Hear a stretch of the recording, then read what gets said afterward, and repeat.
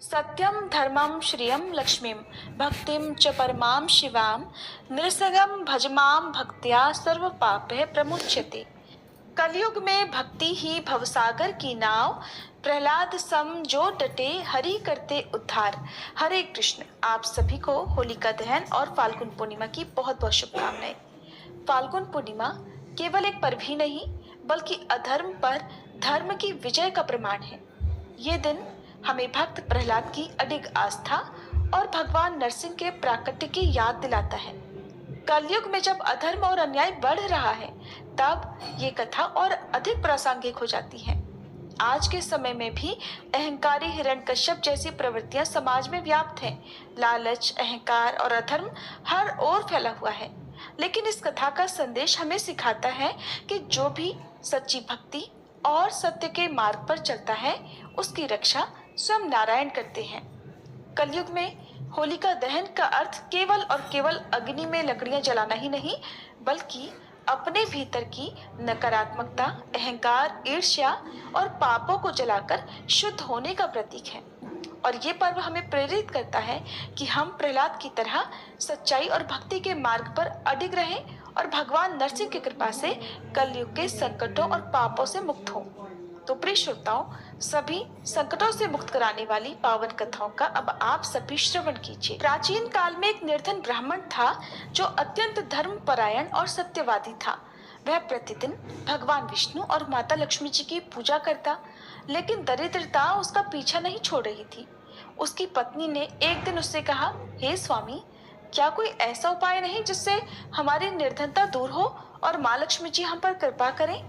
तब ब्राह्मण ने कठोर तपस्या का संकल्प लिया और कई दिनों तक अन्न जल त्याग कर गहन उपवास किया। उसकी भक्ति से प्रसन्न होकर एक दिन माँ लक्ष्मी स्वयं प्रकट हुई और कहने लगी, वत्स, मैं तुम्हारी भक्ति से प्रसन्न हूँ, मांगो, क्या वर चाहिए? ब्राह्मण ने विनम्र भाव से कहा, माँ, मुझे केवल इतना आशीर्वाद दें कि मेरी निर्धनता सदा के लिए समाप्त हो जाए और मैं कभी अधर्म के मार्ग पर न चलूं। माँ लक्ष्मी जी ने मुस्कुराकर कहा, पूर्णिमा के दिन सच्चे मन से मेरी आराधना करने वालों को मैं कभी कष्ट में नहीं रखती। जो व्यक्ति इस दिन दीप जलाकर दान पुण्य करता है उसके घर से दरिद्रता कोसों दूर भागती है। ऐसा कहकर माँ लक्ष्मी अंतर्ध्यान हो गई। फिर ब्राह्मण ने माँ लक्ष्मी के आदेश का पालन किया और पूर्णिमा के दिन व्रत, दीपदान और दान पुण्य करने लगा। धीरे धीरे उसके जीवन में समृद्धि आने लगी और उसका घर धन धान्य से भर गया। हे माँ लक्ष्मी, इस कथा को सुनने वाले सभी भक्तों के घर में अपनी कृपा करना, सभी के घर में सुख, समृद्धि और धन के भंडार भरना। अब सुनिए भक्त प्रहलाद और भगवान नरसिंह की कथा। प्राचीन कथा के अनुसार महर्षि कश्यप की पत्नी दक्ष पुत्री दिति के गर्भ से दो महान पराक्रमी बालकों का जन्म हुआ। इनमें से बड़े का नाम हिरण्यकशिपु और छोटे का नाम हिरण्याक्ष था। दोनों भाइयों में बड़ा प्रेम था। दोनों ही महाबलशाली, अमिट पराक्रमी और आत्मबल संपन्न थे। दोनों भाइयों ने युद्ध में देवताओं को पराजित करके स्वर्ग लोक पर अपना अधिकार कर लिया। एक समय जब हिरण्याक्ष ने पृथ्वी को रसातल में ले जाकर छुपा दिया, तब श्री भगवान विष्णु ने वराह अवतार धारण कर पृथ्वी की रक्षा के लिए हिरण्याक्ष का वध किया। अपने प्रिय भाई हिरण्याक्ष के वध से दुखी होकर हिरण्यकशिपु दैत्यों को प्रजा पर अत्याचार करने की आज्ञा देकर खुद महेंद्राचल पर्वत पर तपस्या करने के लिए चला गया। वह भगवान विष्णु द्वारा अपने भाई की हत्या का बदला लेने के लिए श्री ब्रह्मा जी की घोर तपस्या करने लगा। इधर दैत्यों के राज्य को राजविहीन देखकर देवताओं ने उन पर आक्रमण कर दिया। दैत्यगण इस युद्ध में पराजित हुए और पाताल लोक को भाग गए। देवराज इंद्र ने हिरण्यकशिपु के महल में प्रवेश करके उसकी पत्नी कयाधु को बंदी बना लिया। उस समय कयाधु गर्भवती थी, इसलिए इंद्र उसे साथ लेकर अमरावती की ओर जाने लगे। तब देवर्षि नारद ने पूछा, हे देवराज, आप कयाधु को कहाँ लेकर जा रहे हैं? देवराज ने कहा, देवर्षि, इसके गर्भ में हिरण्यकशिपु का अंश है, मैं उसे मारकर इसे छोड़ दूंगा। ये सुनकर नारद जी कहने लगे, देवराज, इसके गर्भ में तो बहुत बड़ा भगवत भक्त है जिसे मारना तुम्हारी शक्ति के बाहर है, इसलिए इसे छोड़ दो। फिर नारद जी के कथन का मान रखते हुए देवराज इंद्र ने कयाधु को छोड़ दिया और अमरावतीपुरी चले गए। नारद जी कयाधु को अपने आश्रम पर ले आए और फिर उससे बोले, बेटी, जब तक तुम्हारा पति अपनी तपस्या पूरी करके नहीं आ जाता तब तक तुम यहाँ आराम से रहो। कयाधु उस पवित्र आश्रम में नारद जी के सुंदर प्रवचनों का लाभ लेती हुई आनंद से रहने लगी, जिसका गर्भ में पल रहे शिशु पर भी गहरा प्रभाव पड़ा। समय होने पर कयाधु ने एक पुत्र को जन्म दिया जिसका नाम प्रहलाद रखा गया। इधर हिरण्यकश्यपु की तपस्या पूरी हुई और वह ब्रह्मा जी से मनचाहा वरदान लेकर वापस अपनी राजधानी चला आया। जब प्रहलाद कुछ बड़े हुए तब हिरण्यकश्यपु ने उनकी शिक्षा की व्यवस्था की। प्रहलाद गुरु के सानिध्य में रहकर शिक्षा ग्रहण करने लगे। एक दिन हिरण्यकश्यपु अपने मंत्रियों के साथ सभा में बैठा हुआ था। उसी समय प्रहलाद अपने गुरु के साथ वहां गए। प्रहलाद को प्रणाम करते देखकर हिरण्यकश्यपु ने उन्हें अपनी गोद में बिठाकर दुलार किया और कहने लगा, वत्स, तुमने अब तक अध्ययन में निरंतर तत्पर रहकर जो कुछ सीखा है उसमें से कुछ अच्छी बात तो सुनाओ। तब प्रहलाद बोले, पिताजी, मैंने अब तक जो कुछ सीखा है उसका सारांश आपको सुनाता हूँ। जो आदि, मध्य और अंत से रहित, अजन्मा, वृद्धि और क्षय से शून्य और अच्युत हैं, समस्त कारणों के कारण और जगत की स्थिति और अंतकर्ता उन श्री हरि को मैं प्रणाम करता हूँ। ये सुनकर दैत्यराज हिरण्यकश्यपु के नेत्र क्रोध से लाल हो गए। उसने कांपते हुए होठों से प्रहलाद के गुरु से कहा, अरे दुर्बुद्धि ब्राह्मण, ये क्या? तूने मेरी अवज्ञा करके इस बालक को मेरे परम शत्रु की स्तुति से युक्त शिक्षा कैसे दी? तब गुरुजी ने कहा, दैत्यराज, आपको क्रोध के वशीभूत नहीं होना चाहिए। इतना क्रोध करना ठीक नहीं। आपका पुत्र मेरी सिखाई हुई बातें नहीं कह रहा। तब हिरण्यकश्यप बोला, बेटा प्रहलाद, बताओ तुम्हें ये शिक्षा किसने दी? तुम्हारे गुरुजी तो कह रहे हैं कि मैंने तो इसे ऐसा उपदेश दिया ही नहीं। तब भक्त प्रहलाद कहने लगे, पिताजी, हृदय में स्थित भगवान विष्णु ही तो संपूर्ण जगत के उपदेशक हैं।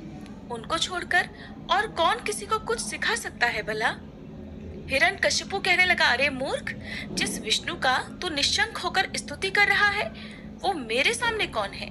मेरे रहते हुए कौन परमेश्वर कहा जा सकता है? फिर भी तू मौत के मुख में जाने की इच्छा कौन परमेश्वर कहा जा सकता है? फिर भी तू मौत के मुख में जाने की इच्छा से बार बार ऐसा बक रहा है। ऐसा कहकर हिरण्यकश्यप ने प्रहलाद को कई प्रकार से समझाया, लेकिन प्रहलाद के मन से श्री हरि के प्रति भक्ति और श्रद्धा भाव को वह कम नहीं कर पाया। तब अत्यंत क्रोधित होकर हिरण्यकश्यप ने अपने सेवकों से कहा, अरे ये तो बड़ा दुरात्मा है, इसको मार डालो। अब इसके जीने से कोई लाभ नहीं, क्योंकि ये शत्रु प्रेमी तो अपने ही कुल का नाश करने वाला हो गया है। इधर हिरण्यकश्यप की आज्ञा पाकर उसके सैनिकों ने प्रहलाद को अनेकों प्रकार से मारने का प्रयास किया, किंतु उनके सारे प्रयास श्री हरि की कृपा से असफल हो जाते थे। उन सैनिकों ने प्रहलाद पर अनेक प्रकार के अस्त्र शस्त्रों से आघात किए, लेकिन प्रहलाद को कुछ भी नहीं हुआ। फिर उन्होंने प्रहलाद के हाथ पैर बांधकर समुद्र में डाल दिया। फिर भी प्रहलाद बच गए। उन सबने प्रहलाद को बहुत सारे विषैले सांपों से डसवाया और पर्वत शिखरों से गिराया, लेकिन भगवान की कृपा से प्रहलाद को कुछ भी नहीं हुआ। हिरण्यकश्यप और हिरण्याक्ष की एक बहन थी होलिका, वो भी तपस्या करके शक्तियां और वरदान अर्जित किया करती थी। उसे वरदान स्वरूप एक चादर मिली थी, जिस चादर को ओढ़ने मात्र से अग्नि जला नहीं सकती थी। प्रहलाद को मारने के सारे प्रयास विफल होते देखकर हिरण्यकश्यप ने अपनी बहन होलिका के साथ मिलकर प्रहलाद को मारने का षड्यंत्र रचा। उसने प्रहलाद से कहा कि अगर उसे अपनी भक्ति पर विश्वास है तो वह अपनी बुआ होलिका के साथ अग्नि में जाकर बैठ जाए, अन्यथा विष्णु भक्ति त्याग दे। ये सुनकर प्रहलाद अपनी भक्ति के सहारे उस अग्नि में बैठने को तैयार हो गए। वेदी बनाई गई और उसके चारों ओर अग्नि का प्रबंध किया गया। होलिका अपनी दिव्य चादर ओढ़कर बैठी, जो उसकी रक्षा अग्नि से करने वाली थी, और उसकी गोद में भक्त प्रहलाद बैठ गए। अग्नि प्रज्वलित की गई, लेकिन भक्त प्रहलाद बिल्कुल भी विचलित नहीं हुए, बल्कि वो तो भगवान की भक्ति में मगन हो गए। अग्नि बढ़ने लगी, तभी हवा की तेजी से लपटों ने उस दिव्य चादर को उड़ाकर प्रहलाद को ढक दिया और आकाशवाणी हुई कि होलिका ने वरदान का दुरुपयोग किया है, जिसके दंड स्वरूप उसकी मृत्यु निश्चित है। और दंड स्वरूप होलिका उसी अग्नि में जलकर भस्म हो गई, उसकी मृत्यु हो गई। इधर उसका भाई हिरण्यकश्यप अपनी प्रिय बहन की मृत्यु से अत्यंत दुखी होकर विलाप करने लगा। इस प्रकार एक बार फिर से भक्त प्रहलाद की भक्ति की विजय हुई और अधर्म का नाश हुआ। प्रहलाद को सुरक्षित देखकर प्रजा में बड़ा संतोष दिखा। प्रजा ने उत्सव मनाया। यह बुराई पर अच्छाई की विजय है, अधर्म पर धर्म की विजय और क्रोध पर प्रेम की विजय है।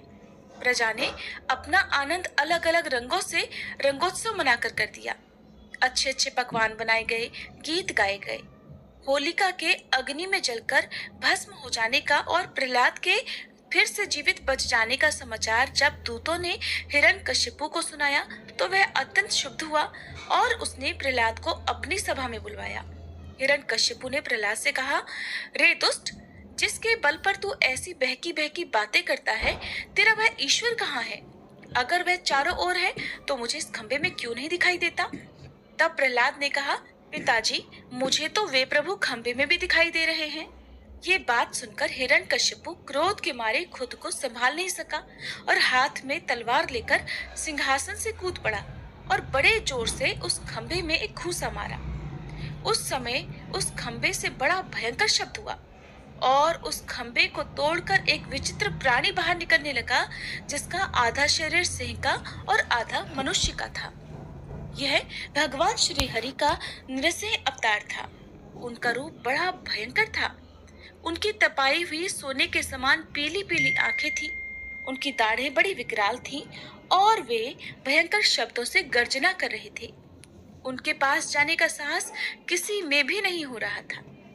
ये देखकर हिरण्यकशिपु सिंहनाद करता हुआ हाथ में गदा लेकर नृसिंह भगवान पर टूट पड़ा।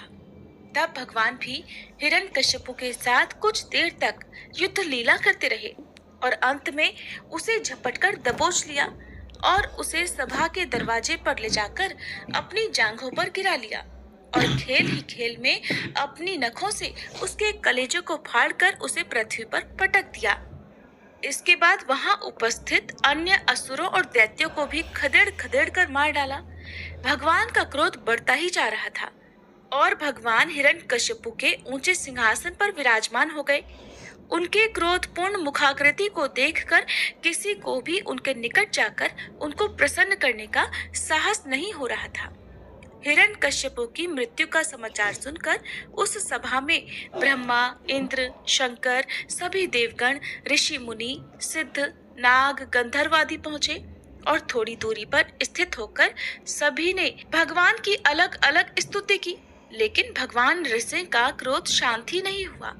तब देवताओं ने माता लक्ष्मी को उनके निकट भेजा, लेकिन भगवान के उग्र रूप को देखकर वे भी भयभीत हो गई। तब ब्रह्मा जी ने प्रहलाद से कहा, बेटा, तुम्हारे पिता पर ही तो भगवान क्रोधित हुए थे, तुम पर नहीं। अब तुम ही जाओ और भगवान का क्रोध शांत करो। तब प्रहलाद भगवान के समीप जाकर हाथ जोड़कर साष्टांग भूमि पर लौट गए। बालक प्रहलाद को अपने चरणों में पड़ा देखकर भगवान दयालु हो गए और क्रोध त्याग कर उन्हें उठाकर गोद में बिठा लिया। फिर प्रेम पूर्वक बोले, वत्स प्रहलाद, तुम्हारे जैसे एकांत प्रेमी भक्त को यद्यपि किसी वस्तु की अभिलाषा नहीं रहती, फिर भी तुम केवल एक मनवंतर तक मेरी प्रसन्नता के लिए इस लोक में दैत्याधिपति के समस्त भोग स्वीकार कर लो।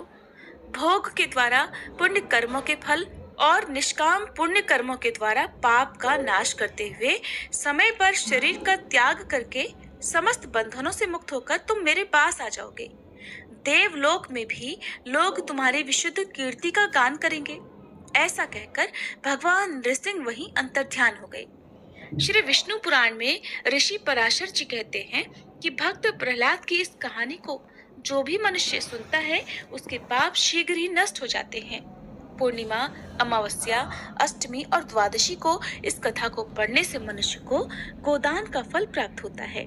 प्रेम से बोलिए विष्णु भगवान की जय, भक्त प्रहलाद की जय। अब सुनिए 32 पूर्णमासी व्रत कथा। द्वापर युग में एक समय की बात है। यशोदा जी ने श्री कृष्ण से कहा, हे कृष्ण, तुम सारे संसार के उत्पन्न करता, पालन करता और उसके संहार करता हो। आज कोई ऐसा व्रत मुझसे कहो जिसके करने से मृत्युलोक में स्त्रियों को विधवा होने का भय न रहे और ये व्रत सभी मनुष्यों की मनोकामनाएं भी पूर्ण करने वाला हो। तब श्री कृष्ण कहने लगे, हे माता, आपने अति सुंदर प्रश्न किया है। मैं आपसे ऐसे ही व्रत को विस्तार पूर्वक कहता हूँ। सौभाग्य की प्राप्ति के लिए स्त्रियों को 32 पूर्णमासियों का व्रत करना चाहिए। इस व्रत के करने से स्त्रियों को सौभाग्य संपत्ति मिलती है।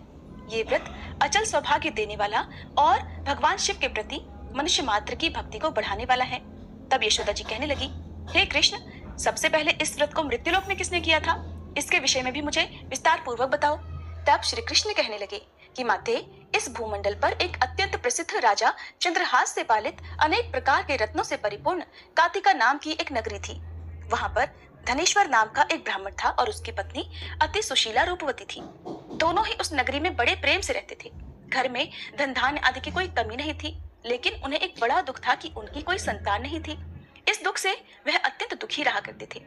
एक समय एक बड़ा तपस्वी योगी उस नगरी में आया। वह योगी उस ब्राह्मण के घर को छोड़कर अन्य सभी घरों से भिक्षा लाकर भोजन किया करता था। एक दिन वह योगी रूपवती से भिक्षा न लेकर किसी दूसरे घर से भिक्षा लेकर गंगा किनारे जाकर भिक्षा में मिले अन्न को प्रेम पूर्वक खा रहा था कि धनेश्वर ने योगी का ये सब कार्य किसी प्रकार से देख लिया। अपनी भिक्षा के अनादर से दुखी होकर धनेश्वर योगी से बोला, महात्मन, आप सभी घरों से भिक्षा लेते हैं किंतु मेरे घर की भिक्षा कभी नहीं लेते, इसका क्या कारण है? तब योगी ने कहा कि निसंतान के घर की भीख पतितों के अन्न के समान होती है और जो पतितों का अन्न खाता है वो भी पतित हो जाता है। क्योंकि तुम निसंतान हो इसलिए पतित हो जाने के भय से मैं तुम्हारे घर की भिक्षा नहीं लेता। धनेश्वर ये बात सुनकर अपने मन में बहुत दुखी हुआ और हाथ जोड़कर योगी के पैरों में गिर पड़ा और विनीत स्वर से कहने लगा, हे महात्मन, अगर ऐसा है तो आप ही मुझे पुत्र प्राप्ति का कोई उपाय बताइए। आप तो सब कुछ जानने वाले हैं, मुझ पर ये अवश्य ही कृपा कीजिए। धन की मेरे घर में कोई कमी नहीं, किंतु कोई पुत्र न होने के कारण मैं अत्यंत दुखी हूँ। आप मेरे इस दुख को दूर करें। यह सुनकर योगी कहने लगे, हे ब्राह्मण, तुम देवी चंडी की आराधना करो। फिर घर आकर उसने अपनी पत्नी से सारा वृतांत कहा और खुद तपस्या करने के लिए वन में चला गया। वन में जाकर उसने देवी चंडी की उपासना की और उपवास किया। चंडी देवी ने 16वें दिन उसको स्वप्न में दर्शन दिए और कहा, हे धनेश्वर, जा, तेरे पुत्र होगा, परंतु वह 16 वर्ष की आयु में ही मृत्यु को प्राप्त हो जाएगा। अगर तुम दोनों पति पत्नी 32 पूर्णमासियों का व्रत विधि पूर्वक करोगे तो वह दीर्घायु होगा। जितनी तुम्हारी सामर्थ्य हो आटे के उतने दिए बनाकर शिव जी का पूजन करना, किंतु पूर्णमासी को 32 की संख्या पूरी हो जानी चाहिए। प्रातः काल होने पर इस स्थान के पास ही तुम्हें आम का एक वृक्ष दिखाई देगा। उस पर चढ़कर तुम एक फल तोड़कर जल्दी अपने घर चले जाना और अपनी पत्नी से सारा वृतांत कहना। ऋतु स्नान के बाद वह स्वच्छ होकर श्री शंकर जी का ध्यान करके उस फल को खा लेगी। तब शंकर भगवान की कृपा से उसको गर्भ ठहर जाएगा। जब वह ब्राह्मण प्रातःकाल उठा तो उसने उस स्थान के पास ही आम का एक वृक्ष देखा जिस पर अत्यंत सुंदर आम का एक फल लगा हुआ था। ब्राह्मण ने उस आम के वृक्ष पर चढ़कर फल को तोड़ने का प्रयास किया, किंतु वृक्ष पर कई बार प्रयास करने पर भी वह नहीं चढ़ पाया। अब तो ब्राह्मण को बड़ी चिंता हुई। तब वह विघ्न विनाशक श्री गणेश जी की वंदना करने लगा कि हे दयानिधे, अपने भक्तों के विघ्नों का नाश करके उनके मंगल कार्य को करने वाले, दुष्टों का नाश करने वाले, रिद्धि सिद्धि के देने वाले आप मुझ पर कृपा करें। प्रभु, मुझे इतना बल दें कि मैं अपने मनोरथ को पूर्ण कर सकूं। इस प्रकार सच्चे मन से गणेश भगवान की प्रार्थना करने पर वह भगवान की कृपा से वृक्ष पर चढ़ गया। वृक्ष पर से फल तोड़कर उसने घर आकर अपनी पत्नी को वह फल लाकर दे दिया और उसकी पत्नी ने अपने पति के कहे अनुसार उस फल को खा लिया और वह गर्भवती हो गई। देवी चंडी की असीम कृपा से उसे एक अत्यंत सुंदर पुत्र हुआ जिसका नाम उन्होंने देवीदास रखा। माता पिता के हर्ष और शोक के साथ वह बालक शुक्ल पक्ष के चंद्रमा की तरह अपने पिता के घर में पढ़ने लगा। देवी की कृपा से वह बालक बहुत ही सुंदर, सुशील और विद्या में बहुत निपुण हो गया। देवी की आज्ञा अनुसार उसकी माता ने 32 पूर्णमासी का व्रत रखना आरंभ कर दिया जिससे उसका पुत्र बड़ी आयु वाला हो जाए। 16वां वर्ष लगते लगते देवीदास के माता पिता को बड़ी चिंता हो गई कि कहीं उनके पुत्र की इस वर्ष मृत्यु न हो जाए। इसलिए उन्होंने अपने मन में विचार किया कि अगर ये दुर्घटना उनके सामने हो गई तो वे कैसे सहन कर सकेंगे। इसलिए उन्होंने देवीदास के मामा को बुलाया और कहा, हमारी इच्छा है कि देवीदास 1 वर्ष तक काशी में जाकर विद्या अध्ययन करे और उसको तुम अकेला कभी नहीं छोड़ना। इसलिए तुम साथ में जाओ और 1 वर्ष के बाद इसको वापस लौटा लाना। सारा प्रबंध करके उसके माता पिता ने काशी जाने के लिए देवीदास को एक घोड़े पर बिठाया और उसके मामा को उसके साथ कर दिया। किंतु बालक के अल्पायु होने की बात बालक को या उसके मामा को नहीं कही। धनेश्वर ने अपनी पत्नी के साथ मिलकर अपने पुत्र की मंगल कामना और दीर्घायु के लिए देवी भगवती की आराधना और पूर्णमासियों का व्रत आरंभ कर दिया। इस प्रकार बराबर 32 पूर्णमासी का व्रत पूरा किया। कुछ समय बीतने के बाद एक दिन वह दोनों मामा और भांजे रास्ते में रात बिताने के लिए किसी ग्राम में ठहरे हुए थे। उस दिन उस गांव में एक ब्राह्मण की अत्यंत सुंदरी, सुशीला, विदुषी और गुणवती कन्या का विवाह होने वाला था। जिस धर्मशाला के अंदर वर और उसकी बारात ठहरी हुई थी, उसी धर्मशाला में देवीदास और उसके मामा भी ठहरे हुए थे। संयोगवश कन्या को तेल आदि चढ़ाकर मंडप आदि का कर्म किया गया तो लग्न के समय वर को धनुर्वात हो गया। वह हिलने डुलने और चलने में बिल्कुल असमर्थ हो गया। तब वर के पिता ने अपने परिवारजनों से परामर्श करके निश्चय किया कि ये देवीदास मेरे पुत्र जैसा ही सुंदर है, मैं इसके साथ ही लगन करा दूं और बाद में विवाह के सभी कार्य मेरे पुत्र के साथ हो जाएंगे। ऐसा सोचकर देवीदास के मामा से जाकर वह बोला कि तुम थोड़ी देर के लिए अपने भांजे को हमें दे दो, जिससे विवाह के लग्न का सारा कार्य सुचारू रूप से हो सके। तब उसका मामा कहने लगा कि जो कुछ भी मधुपर्क आदि कन्यादान के समय वर को मिले वो सब हमें दे दिया जाए तो मेरा भांजा इस बारात का दूल्हा बन जाएगा। ये बात वर के पिता ने स्वीकार कर ली और तब मामा ने अपना भांजा वर बनने को भेज दिया और उसके साथ विवाह के सभी कार्य रात में विधि पूर्वक संपन्न हो गए। पत्नी के साथ वह भोजन नहीं कर सका। दुखी मन से वह सोचने लगा कि न जाने ये कैसी स्त्री होगी। वह एकांत में इसी सोच में पड़ा हुआ था कि उसकी आंखों में आंसू भी आ गए। तब उसकी पत्नी ने पूछा कि क्या बात है, आप इतने उदासीन और दुखी क्यों हो रहे हैं। तब उसने वो सारी बातें जो वर के पिता और उसके मामा में हुई थी वधु को बता दी। तब वह वधु कहने लगी कि यह ब्रह्म विवाह के विपरीत कैसे हो सकता है। देव, ब्राह्मण और अग्नि के सामने मैंने आपको ही अपना पति बनाया है, इसलिए आप ही मेरे पति हैं। मैं आपकी ही पत्नी रहूंगी, किसी अन्य की बिल्कुल नहीं। तब देवीदास ने कहा कि ऐसा मत करो, क्योंकि मेरी आयु बहुत थोड़ी है। मेरे मरने के बाद तुम्हारी क्या गति होगी, इस बात को अच्छी तरह सोच लो। परंतु वह वधु दृढ़ विचार वाली थी। बोली कि जो आपकी गति होगी वही मेरी भी होगी। हे स्वामी, आप उठिए और भोजन कीजिए, आप निश्चय ही भूखे होंगे। तब देवीदास और उसकी पत्नी ने मिलकर भोजन किया और रात में वे सो गए।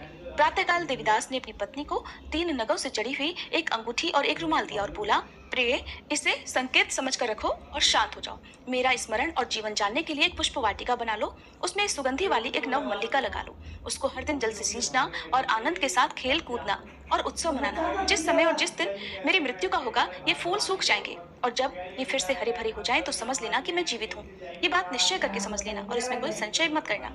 ऐसा समझा बुझाकर वह चला गया। प्रातःकाल होते ही वहां पर गाजे बाजे बजने लगे। जिस समय विवाह के कार्य समाप्त करने के लिए वर तथा सब बाराती मंडप में आए तो कन्या ने वर को भली प्रकार से देखकर अपने पिता से कहा कि ये मेरा पति नहीं है। मेरा पति वही है जिसके साथ रात में मेरा विवाह हुआ था। इसके साथ तो मेरा विवाह ही नहीं हुआ। अगर ये वही है तो बताए कि मैंने इसको क्या दिया था और रात में हमारे बीच में क्या गुप्त बातें हुई थी, वो सब बताई। पिता ने उसके कहे अनुसार वर को बुलवाया। कन्या की सारी बातें सुनकर वह कहने लगा कि मैं कुछ नहीं जानता। इसके बाद वह लज्जित होकर अपना समूह लेकर चला गया और सारी बारात भी अपमानित होकर वहां से लौट गई। भगवान श्री कृष्ण आगे बोले, हे माते, इस प्रकार देवीदास काशी विद्या पढ़ने के लिए चला गया। जब कुछ समय बीत गया तो काल से प्रेरित होकर एक सांप रात के समय उसको डसने के लिए वहां पर आया। उस विषधर के प्रभाव से उसके बिस्तर के चारों ओर से विष की ज्वाला से वह बिस्तर विषैला हो गया, परंतु व्रतराज के प्रभाव से उसको वह सांप काट नहीं पाया, क्योंकि पहले ही उसकी माँ ने 32 पूर्णमासी का व्रत कर रखा था। इसके बाद मध्याह्न के समय स्वयं काल वहां पर आया और उसके शरीर से उसके प्राणों को निकालने का प्रयास करने लगा, जिससे वह मूर्छित होकर धरती पर गिर पड़ा। भगवान की कृपा से उसी समय देवी पार्वती जी के साथ श्री शंकर जी वहां पर आ गए। उसको मूर्छित दशा में देखकर देवी पार्वती ने भगवान से प्रार्थना की, हे प्रभु, इस बालक की माता ने पहले 32 पूर्णमासी का व्रत किया था, जिसके प्रभाव से हे भगवान अब आप इसको प्राणदान दे दीजिए। देवी के कहने पर भक्त वत्सल भगवान ने उस बालक को प्राणदान दे दिया। इस व्रत के प्रभाव से काल को भी पीछे हटना पड़ा और देवीदास स्वस्थ होकर बैठ गया। उधर उसकी पत्नी उसके काल की प्रतीक्षा किया करती थी। एक दिन उसने देखा कि उस पुष्प वाटिका में पत्र पुष्प कुछ भी नहीं रहे, सब कुछ सूख कर नष्ट हो गए हैं, तो उसे बड़ा आश्चर्य हुआ। किंतु कुछ ही क्षण में वह सब वाटिका पहले की तरह हरी भरी हो गई। तब वह समझ गई कि उसके पति पुनर्जीवित हो गए हैं। ये देखकर वह बहुत प्रसन्न होकर अपने पिता से कहने लगी, पिताजी, मेरे पति जीवित हैं, आप उनको ढूंढिए। जब 16वां वर्ष बीत गया तो देवीदास भी अपने मामा के साथ काशी से वापस अपने घर के लिए चल पड़ा। इधर उसके ससुर उसको ढूंढने के लिए घर से जाने ही वाले थे कि वह दोनों मामा भांजा वहीं पर आ गए। उसको आया देखकर उसका ससुर बड़ी प्रसन्नता के साथ उसे अपने घर में ले गया। उस समय नगर के निवासी भी वहां इकट्ठा हो गए। और फिर सब ने निश्चय किया कि अवश्य ही इस बालक के साथ इसी कन्या का विवाह हुआ था। उस बालक को जब कन्या ने देखा तो पहचान लिया और कहा कि ये तो वही है जो संकेत करके गए थे। फिर सब कहने लगे कि भला हुआ जो ये आ गया, और तब सब नगरवासियों ने खूब आनंद मनाया। कुछ दिन के बाद देवीदास अपनी पत्नी और अपने मामा के साथ अपने ससुर के घर से बहुत सारा उपहार लेकर अपने घर की ओर चल पड़ा। जब वह अपने नगर के निकट गया तो कई लोगों ने उसे देखकर उसके माता पिता को पहले ही जाकर सूचना दे दी कि तुम्हारा पुत्र देवीदास अपनी पत्नी और मामा के साथ आ रहा है। ऐसा सुनकर पहले तो उन्हें विश्वास ही नहीं हुआ, किंतु जब और लोगों ने भी आकर उनकी बात का समर्थन किया तब उन्हें बड़ा आश्चर्य हुआ। इतने में ही देवीदास भी अपने घर पहुंच गया और देवीदास ने अपने माता पिता के चरणों में सिर रखकर प्रणाम किया और उसकी पत्नी ने भी अपने सास ससुर के चरणों को स्पर्श किया। तो माता पिता ने अपने पुत्र और पुत्रवधू को अपने हृदय से लगा लिया और सबकी आंखों से प्रेम के आंसू बहने लगे। अपने पुत्र और पुत्रवधू के आने की खुशी में धनेश्वर ने बड़ा भारी उत्सव किया और ब्राह्मणों को भी बहुत सी दान दक्षिणा देकर प्रसन्न किया। भगवान श्री कृष्ण कहने लगे, माते, इस प्रकार धनेश्वर 32 पूर्णमासियों के व्रत के प्रभाव से पुत्रवान हो गया। जो भी स्त्रियां इस व्रत को करती हैं, वे जन्म जन्मांतर में भी वैधव्य का दुख नहीं भोगती और सदैव सौभाग्यवती रहती है। ये मेरा वचन है, इसमें कोई संदेह नहीं। यह व्रत पुत्र पौत्रों को देने वाला तथा संपूर्ण मनोकामनाओं को पूर्ण करने वाला है। 32 पूर्णमासियों के व्रत करने से व्रती की सारी इच्छाएं भगवान की कृपा से पूर्ण हो जाती हैं।